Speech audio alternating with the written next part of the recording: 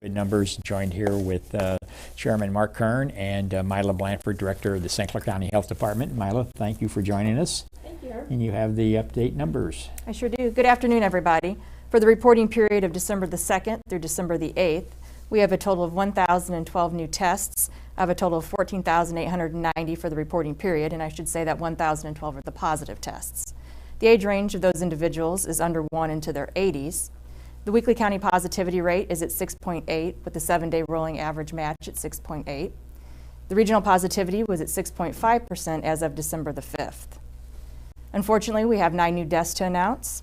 We have 2 males in their 60s, 2 males and 1 female in their 70s, a male and 1 female in their 80s, and 2 females in their 90s with known and unknown health conditions.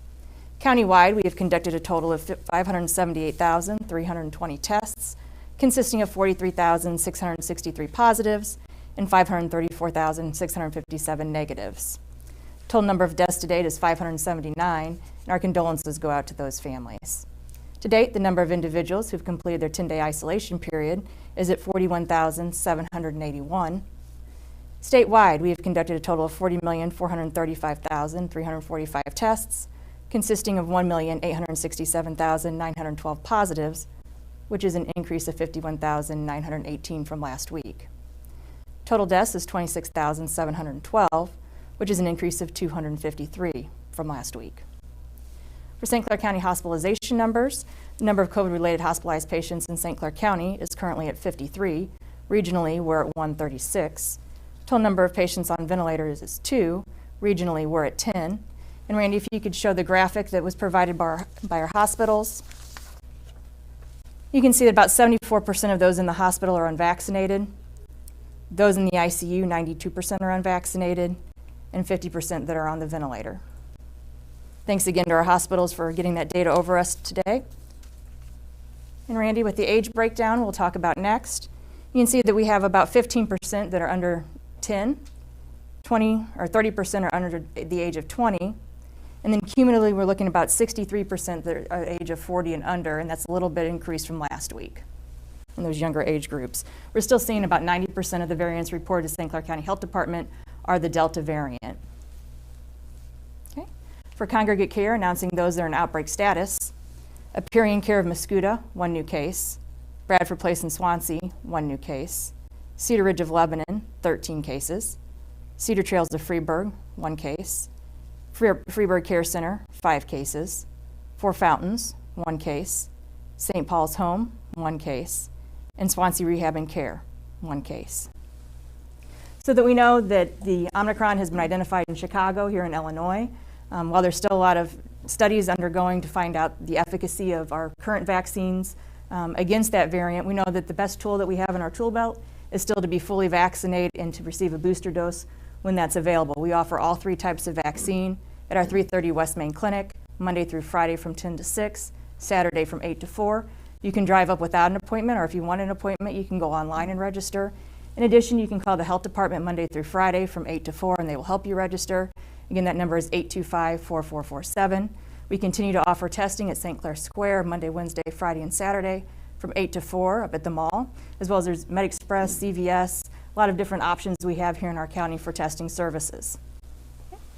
Great. So Mila, you know, it's important to note, because we're all vaccinated here, that beyond vaccination, once you're vaccinated, your immunity level starts to go down every month. And the reason for the booster is to bring you back up to that level. I think today they talked about how Pfizer felt very confident that having a Pfizer booster really helped with the new Omicron variant. Can you talk a little bit about boosters and how long people have to wait to get a booster? Should they wait? Should they, with Omicron right now, should they go in and get a booster? Can you talk a little about that? Sure. So I will talk about third doses first. So third doses are for those who are moderately to severely immunocompromised. So those are individuals who may become vaccinated but not reach that full level of immunity due to another health condition. So we do offer third doses at 330 West Main as well. Then there's the booster. So after around 6 months of your primary series, they start to see waning immunity. So that's when they advise that you should receive your booster. So 6 months after an mRNA vaccine, so your Pfizer or your Moderna.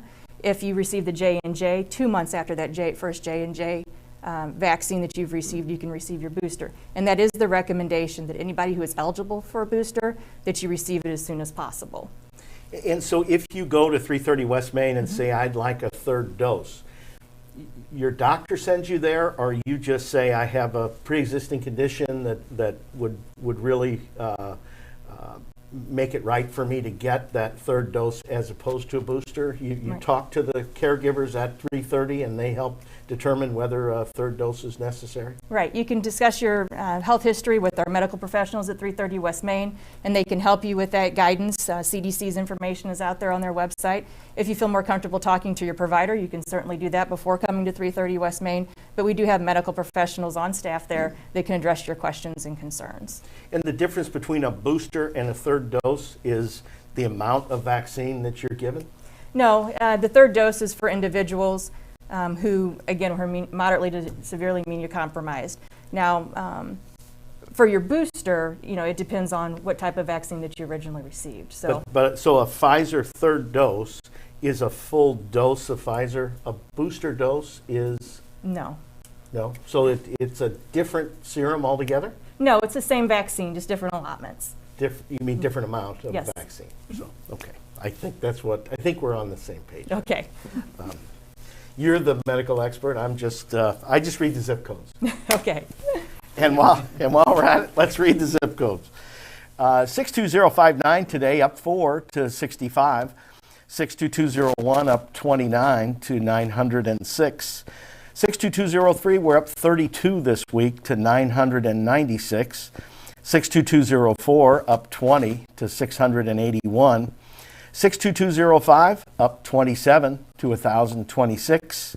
62206 up 60 to 2165. 62207 up 32 to 1069. 62208 up 59 to 2516. 62220 up 77 this week to 3052. 62221 up 104 to 4154. 62223 up 54 to 2639.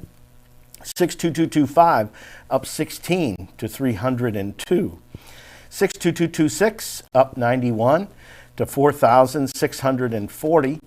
62232 up 31 to 1320. 62239 up 18 to 762. 62240 up 6 to 257. 62243 up 25 to 1047.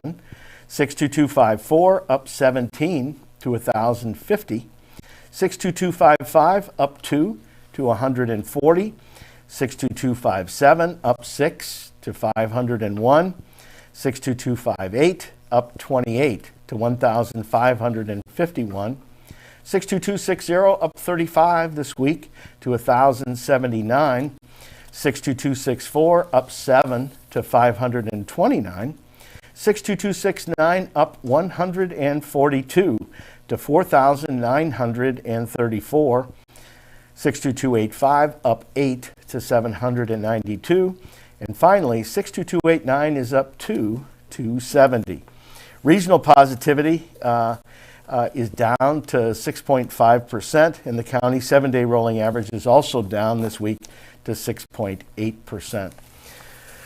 Number of people in the hospital, Herb, it's pretty clear that if you're vaccinated, you're less likely to be in the hospital. So vaccinations are still key. We're still giving them out at 330 West Main. You can still get them at many other providers in the county. They're still recommended, very much so, along with the booster. And with this new Omicron variant out there, we need to get ahead of that so that we can avoid the problems that are going to occur by this new variant, which from all appearances is very, very infectious and is going to really spread rapidly. We need to get ahead of it, get your booster now, get your vaccination now so that you can at least be prepared should you become exposed. Well, I think it's worth mentioning, this is the holiday season, and if you look back over the last 635 days, can you believe we've been here 635 days? I can, but when you go back, and that's what we do, is look at those historical numbers. We don't want to see this climbing, and with the new variant out there, it's a possibility it's there, as Mila just said, the case in Chicago, and but when you talk about 635 days, we've been committed to bringing this information to our county residents, and we're going to continue to do that because, as you said, the numbers are still out there, and we want to stay in front of it as much as we can. Right. And we do offer vaccine for 5 to 11-year-olds at the health department. We have evening clinic spaces available. So please go to our website, consider getting your family fully vaccinated prior to the holidays. And for those who ask the question, are you vaccinated, to family that are going to be coming over in a closed environment within your house, now it's very important to ask, are you boosted? Because that is a very relevant question. It used to be, are you vaccinated? And that was the way to be. Now, without a booster for many of us, we're not fully up to snuff. So the short end of it, get vaccinated if you're not, get the booster if you haven't got it yet, and to answer some questions, we've actually had some citizens call and say, well, when are you going to stop doing these weekly updates? Well, we'd love to be able to say today's the last day, but it's not. We are committed to bringing the updated information to you as we get it from our health department, from the CDC people, so you have to put up with us. Every Wednesday right here, we'll give you that update. And like I said, today's 635. We'd love to say it's the last day, but it's not, because the numbers won't allow that yet. So we'll bring you back next week's information unless something comes up before then. Everybody have a good evening.